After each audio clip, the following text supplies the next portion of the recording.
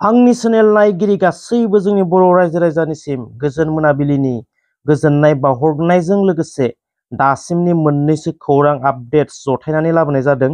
बेनिखायनो रायजोफोरखौ जोबजासिम नायलांजोबनो थाखाय खावलायनाय जाबाय। आरो सोरबाफोर जुदि आंनि चेनेलखौ दासिमबो साबस्क्राइब खालामाखैब्ला अन्नानै चेनेलखौ साबस्क्राइब खालामना होलांगोन होननानै आङो आसा खालामनाय जाबाय। अब्ला दासिमनि सेथि आपडेट्स हिट एन्ड रान ल' भारत सरकारनि गोदान आयेन ट्राक ड्राइभार बास ड्राइभारफोरनि सायाव भारत हादरनि गोबां स्टेटफोरावनो बे आयेननि हेंथायै ट्राक ड्राइभार आरो बास ड्राइभारफोरनि सोमावसारनाया हादोराव गोहोम गोग्लैदों। मुंख'नो गोनांदि जुदि सासे ड्राइभारा एक्सिडेन्ट खालामोब्ला एबा सोरबा जुदि बे ड्राइभारजों एक्सिडेन्ट खालामजानानै जिउ खोमानाङो अब्ला बै ड्राइभारा नोगोद 7 लाख रांजों लोगोसे 10 बोसोरनि जेल जानो नांगोन। बे आयेननि हेंथायै गासै भारत हादरनि स्टेटफोरावनो सोमावसारनायखौ नुनो मोन्दों।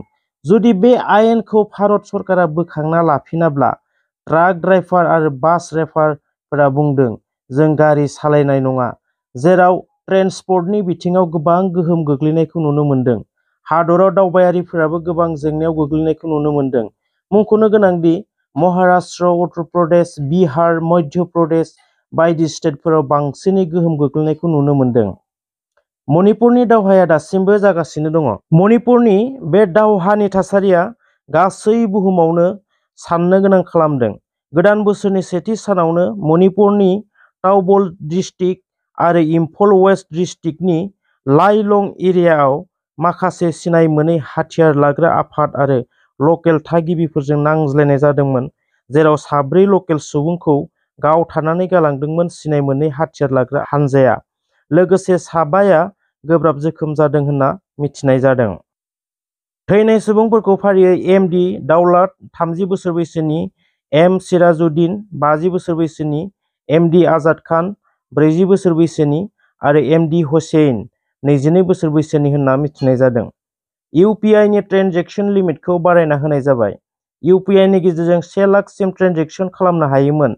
दायो जों 5 लाखसिम इउपिआइनि गेजेरजों ट्रेन्जेकसन खालामनो हासिगोन। बेखौ आरबिआइआ 8 दिसेम्बरावनो बारायना होदों होनना मिथिनो मोननाय जादों। हारिनि थाखाय नांबोनानै 2015 मायथाइयावनो रुंसारि जादोंमोन। नाथाय बिथांमोननि न'खरा दिनैसिमबो बिनि सारादुखौ खुंनो हायाखै, दुखु मोननाय फोरमायदों। बिटिआर सरकारनिफ्राय मोननो गोनां 5 लाख रां अनसुंथाइखौबो मोननो हायाखै आरो दिनैसिम बिटिआर सरकारनिफ्राय जेबो मोनसे अनसुंथाइ मोनाखै होनना फोरमायदों। आरो दिनैसिमबो बिटिआरनि रावबो दैदेनगिरिफ्राबो नायफैयाखै आरो सोंफैयाखै होननानै फोरमायदों।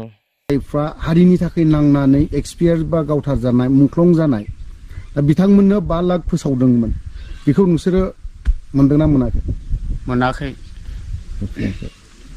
गैया, बै फिसालानि थाखाय सारादुबो खुंनो मोनखायाखै आरो जेबो रावनिफ्रायबो गरसे फैसा बिदि जाबायलै बिसोरा होननानै बिसोरनि मानसिनिफ्राय जों मोनाखै आरो रावनावबो मोनाखै।